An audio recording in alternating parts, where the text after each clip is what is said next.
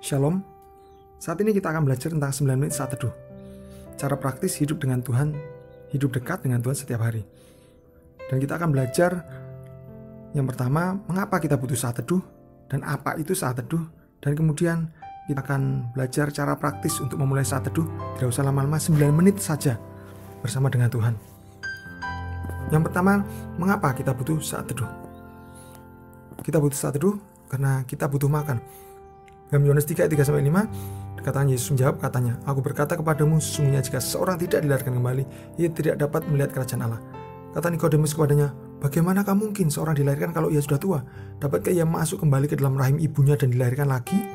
Jawab Yesus, "Aku berkata kepadamu, sesungguhnya jika seseorang tidak dilahirkan dari air dan roh, ia tidak dapat masuk ke dalam kerajaan Allah." Jadi di sini ketika kita menerima Tuhan Yesus, kita berdoa, "Tuhan, aku mau meninggalkan dosaku. Aku percaya bahwa Engkau sudah mati di kayu salib dan dibagikan lagi demi dosaku untuk mengampuni aku." Dan saat kita berdoa, aku mengundang Engkau Tuhan Yesus masuk dalam hatiku. Dari Tuhan Juru Selamatku, mau mengikut Engkau seumur hidup. Ketika kita lakukan itu, maka kita mengalami yang namanya lahir baru. Kita dilahirkan lagi. Badannya sudah ada, tapi roh kita yang sebelum mati dilahirkan kembali. Dan seperti dalam gambar, kita menjadi seorang bayi rohani. Dalam 1 Petrus 2 ayat 2 katakan, "Dan jadilah sama seperti bayi yang baru lahir, yang selalu ingin akan air susu yang murni dan yang rohani, supaya olehnya kamu bertumbuh dan beroleh keselamatan." Sama seperti bayi jasmani yang ketika dia lahir dia butuh susu, baik air susu ibunya, ASI, atau bisa juga susu botol, apapun itu butuh susu untuk bisa bertumbuh. Dan kemudian setelah dia minum susu, ketika seiring dan perkembangan dia akan belajar makan makanan yang lain yang lebih padat. Dan di sini secara rohani, bayi rohani itu juga membutuhkan makanan rohani, butuh susu rohani supaya dia bisa bertumbuh.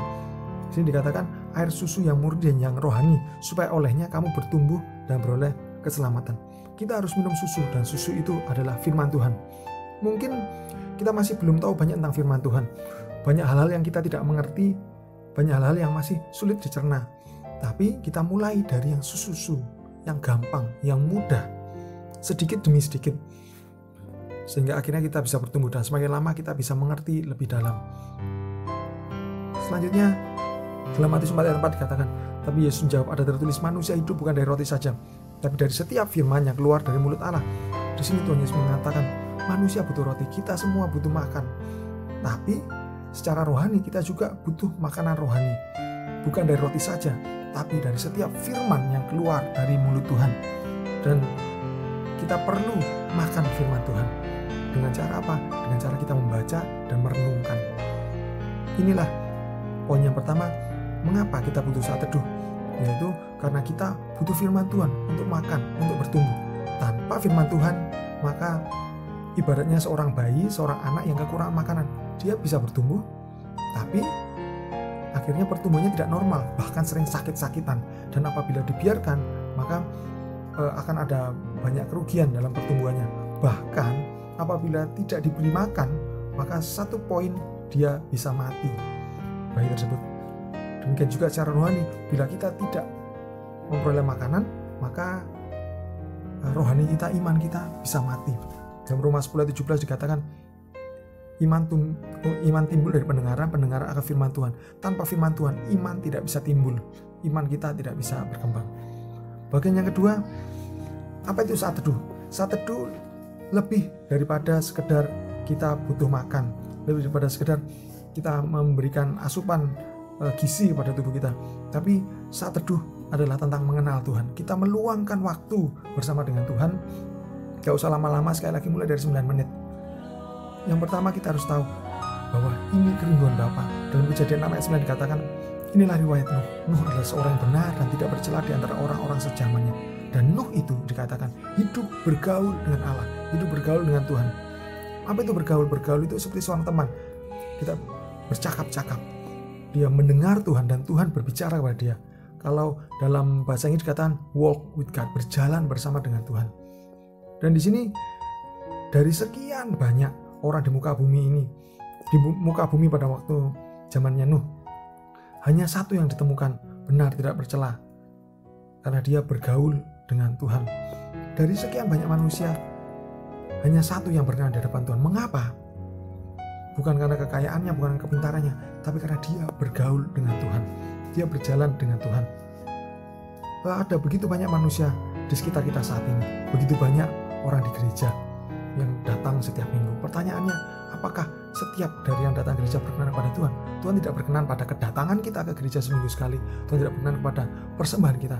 Tapi Tuhan berkenan pada hati kita yang ingin bergaul, yang rindu mengenal Dia. Di Hosea 6 ayat 3, kita mulai mengenal lebih dalam tentang isi hati Bapa. Marilah kita mengenal dan berusaha sungguh-sungguh mengenal Tuhan. Ia pasti muncul seperti fajar. Ia akan datang kepada kita seperti hujan pada akhir musim yang mengairi bumi. Di sini Hosea menjelaskan, mengajak mari kita mengenal dan berusaha sungguh-sungguh mengenal Tuhan. Hati inilah yang dirindukan Tuhan. Hati inilah yang Tuhan rindu supaya kita miliki ketika kita datang pada Tuhan, ketika saat teduh. Kita luangkan waktu 9 menit. Kita mengenal, berusaha sungguh-sungguh mengenal Tuhan. Dan janji Tuhan, ketika kita berusaha sungguh-sungguh, kita luangkan waktu meskipun tidak lama, 9 menit dengan Tuhan, maka Tuhan berjanji, Ia pasti muncul seperti fajar. Ia datang pada kita seperti hujan pada akhir musim yang mengairi bumi. Sama seperti kalau setiap hari ada matahari yang muncul. Demikian juga kalau kita mencari Tuhan, pasti Tuhan akan muncul pada kita. Pasti Dia akan berbicara kepada kita. Pegang firman ini, percaya firman ini. Inilah isi hati Tuhan. Dia adalah Bapa yang selalu ingin berbicara, ingin sharing banyak hal kepada kita. Kemudian selanjutnya, langkah praktis sebelum memulai. Kita lihat teladan Tuhan Yesus. Markus 1 ayat 35, pagi-pagi benar waktu hari masih gelap, Ia bangun dan pergi keluar. Ia pergi ke tempat yang sunyi dan berdoa di sana. Tuhan Yesus butuh saat teduh. Tuhan Yesus pagi-pagi benar, belum ada yang bangun. Hari masih gelap, Ia bangun dan pergi keluar. Dia pergi mencari tempat yang sunyi. Artinya apa? Cari tempat yang dimana dia bisa ngobrol langsung dengan Bapa di surga. Dan kemudian dia berdoa. Ini menjadikan suatu contoh teladan buat kita. Kalau Tuhan Yesus saja butuh saat teduh, apalagi kita? Bagaimana kita bisa hidup tanpa saat teduh? Waktu paling ideal adalah pagi hari. Kenapa? Karena pagi hari fresh sebelum kita ketemu dengan orang-orang, kita ketemu dengan Bapa di surga. Tempatnya, cari tempat yang sunyi, di mana kita bisa konsentrasi. Mungkin tidak ada tempat yang benar-benar ideal. Mungkin kita kesulitan, kita bisa pasang headset, sehingga yang paling penting tempatnya adalah kita bisa konsentrasi. Kemudian alatnya, kita bisa pakai buku, alat tulis untuk mencatat, atau juga HP untuk mencatat hal yang berkesan. Dan kita perlu tetapkan satu waktu dan dilakukan terus-menerus. Jadi kalau biasanya pagi, misalkan jam 5, lakukan jam 5, atau di jam 6 atau jam 7. Lakukan terus pada waktu yang sama, itu untuk membangun konsistensi. Kalau beda-beda nanti malah gampang lupa. Kemudian tempatnya, usahakan tempatnya pun di tempat yang sama. Dan waktunya meskipun idealnya pagi hari, tapi misalkan ternyata pagi lupa, maka kita bisa lakukan siang hari, sore atau malam hari, begitu kita ingat. Selanjutnya, langkah praktis yang kita bisa lakukan, bagaimana caranya saat teduh. Yang pertama, kita berdoa. Bapa sangat mencintai kita, ingin mendengar suara kita, karena kita adalah anak yang dicintainya.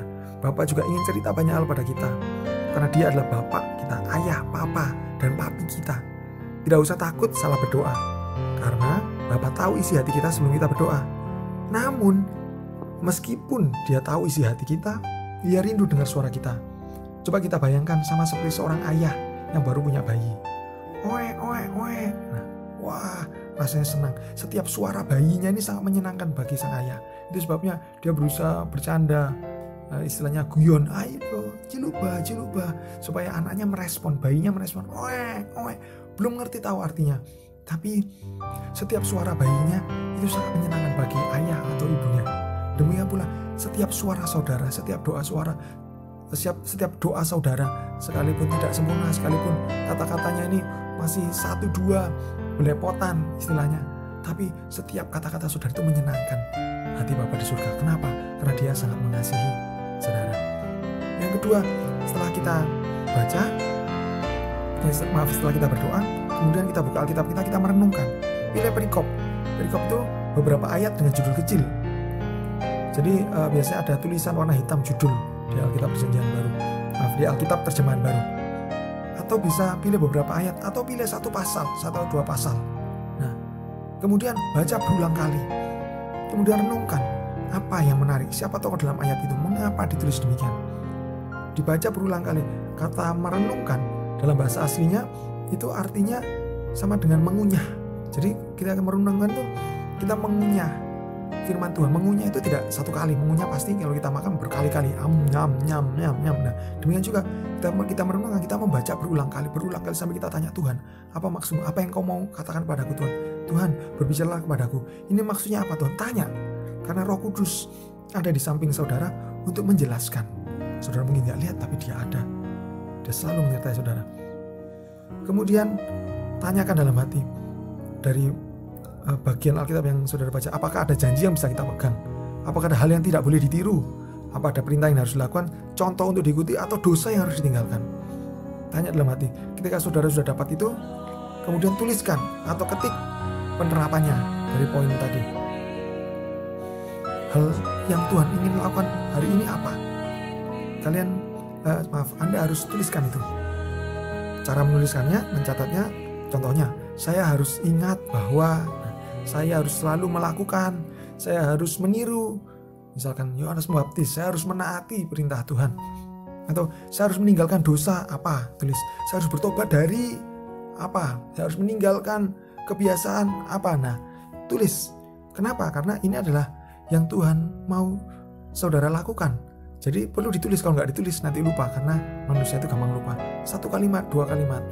Kalau mau ditulis lebih panjang tidak apa-apa. Yang penting simple dan rutin dilakukan. Kemudian yang terakhir, berdoa penutup. Ucapkan terima kasih dan bersyukur karena Dia sudah berbicara lewat hati kita. Dan apabila setelah saudara membaca berulang-ulang, ternyata, nah karena yang namanya lagi belajar, ternyata saudara merasa tidak dapat apa-apa, tidak apa-apa. Ambil dengan iman bahwa saudara sudah melakukan bagian saudara, sudah baca berulang-ulang, terus misalkan merasa tidak dapat apa-apa, tidak apa-apa, selesaikan, kemudian berdoa penutup. Karena saat teduh itu bukan waktu baca Alkitab, bukan waktu doa pagi beda. Saat teduh adalah waktu untuk kita bersekutu dengan Tuhan. Kita meluangkan waktu dengan Tuhan, ngobrol sama Tuhan, membangun persekutuan. Penutup, ada beberapa hal simpel yang kita perlu ingat. Yang pertama, kita mulai dengan 9 menit. Lebih baik sedikit tapi rutin daripada lama, panjang 15-20 menit, setengah jam, tapi ternyata besoknya nggak dilakukan atau bolong-bolong. Dan 9 menit ini lakukan dengan simpel. Kita doa, kita membaca, kita merenungkan, kemudian kita catat, kemudian kita doa penutup. Pilih bagian tertentu, misalkan Anda bisa mulai dari Markus, kitab Markus atau Yohanes. Pilih satu perikop, satu judul kecil, atau mau satu pasal, terserah. Bisa. Atau mungkin ada yang mau mulai dari Amsal atau dari Mazmur, bisa. Kemudian yang kedua, kita perlu mengingat bahwa saat teduh adalah perjalanan kita mengenal Tuhan sebagai seorang ayah, bapak, papa, dan papi kita. Ini adalah kita membangun hubungan.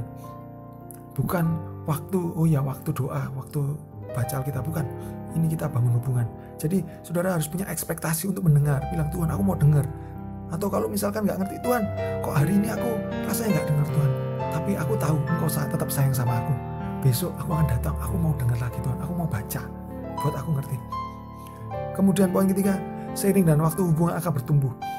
Seperti seorang bayi, awalnya dia gak ngerti suara dari ayahnya, ibunya. Dia ketemu dengan siapa aja, dia mau. Tapi lama-lama dia bisa kenali. Lama-lama, oh ini suara ayahnya, ini suara ibunya. Hubungan akan bertumbuh.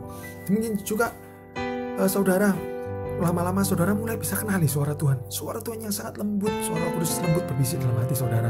Bukannya ketika saat teduh, ketika hari-hari, ketika sepanjang hari Tuhan mau ngomong banyak hal. Tuhan mau mengingatkan, hari begini, jangan lakukan ini, jangan lakukan itu, atau lakukan seperti ini, seperti itu, maka akan berhasil. Tuhan berbicara secara lembut. Nah, cuman untuk kita bisa mendengar suara Tuhan dalam hati kita perlu belajar. Hubungan akan bertumbuh. Demikian juga kalau awal-awal saudara berdoa cuma sedikit ketemu kata-katanya, nggak apa-apa. Yang penting mulai berkata-kata. Nanti kata-kata seorang bayi belajar ngomong, awalnya ama, papa, mama, tapi lama-lama dia mulai bisa mengekspresikan hatinya. Yang paling penting, bukan masalah bisa ngomong nggak ngomong, tapi membangun hubungan hati ke hati dengan Bapa di surga. Dan yang terakhir, rahasia utama keakraban dengan Bapa di surga adalah mengasihi Dia dengan berusaha mentaati semua yang Tuhan sampaikan. Sama seperti Nuh, kita pasti akan jatuh dalam dosa, pasti. Dan Tuhan tahu itu. Tuhan tidak menghitung dosa kita, tapi Tuhan melihat hati kita yang mau mengasihi Dia dengan segenap hati. Bahwa ketika kita buat salah, kita datang, Tuhan ampuni aku Tuhan, aku ini orang berdosa, tolong aku untuk berubah. Kerendahan hati itu, kerinduan saudara untuk mengenal Tuhan, itu yang Tuhan lihat. Tuhan sekali lagi tidak memperhitungkan dosa-dosa kita. Ketika kita berdosa, kita minta ampun. Pada momen itu juga dalam 1 Yohanes 1:9, dosa kita akan dihapuskan. 1 Yohanes 1:9 itu janji Tuhan, karena Dia adalah setia dan adil, dan Dia adalah Bapa yang sangat mengasihi kita. Selamat menerapkan Tuhan Yesus. Bapa di surga sangat mengasihi saudara. Mari kita mulai. Saya bisa rasakan Tuhan sangat rindu. Tuhan sangat rindu, dan saya bisa bayangkan ketika saudara mulai mengambil langkah untuk membangun persekutuan dengan Tuhan 9 menit aja. Tapi itu akan menjadi sebuah persembahan yang harum di hadapan Tuhan.